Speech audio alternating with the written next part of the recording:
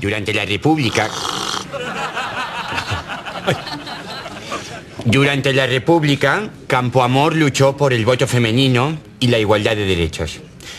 Es por ello que para mí es un honor que su efigie pueda figurar en las monedas, aunque solo sea las de 5 céntimos. Una pequeña moneda en homenaje a una gran persona. Pero no os preocupéis, tranquilos. Que para los que no veáis 3 en un cerdo, en los billetes de 500 habrá el póster desplegable. Soler, mira, una pregunta que faig que corro per aquí i encara no he entès. Vosaltres com sabeu quines coses fan riure i quines no fan riure? A veure, vostè quan presentava un projecte de llei sabia si li votarien? No, però sabia si faria riure. Quina cosa? Bueno, no és tan fàcil, Bueno, però tu et dediques a això. Bueno, doncs ajudi'm una mica, cony. Bueno... Ostres, que pisa molt la capsa. Què fa riure, què no fa riure? Doncs el mateix de sempre, que les trompades, les caigudes...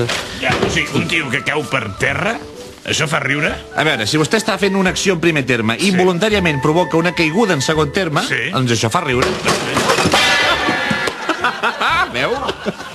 Això és la banalització total. Bueno, després hi ha allò del pallasso llest i el pallasso tonto. Bueno, clar, el pallasso llest i el pallasso tonto. Però com saps qui és el pallasso llest y el payaso tonto? ¿A quién se le ocurre sacar a Clara Campoamor desnuda?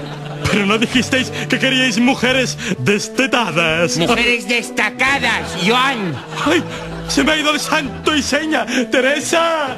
¡Teresa! Ja ho vaig pillant, sí. I què més?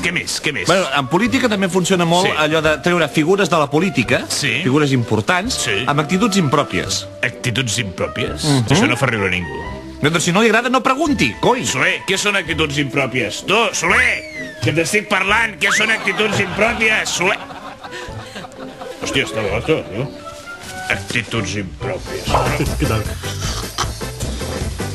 Ai, perdona.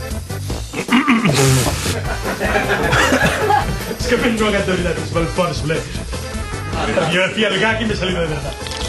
Durante la República... Espera't, deixa'm que comenci a parlar, vale?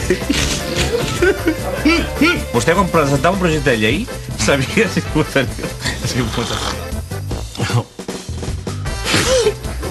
Durante la República... ¡Hostias! ¡Au! ¡Me ha pegado!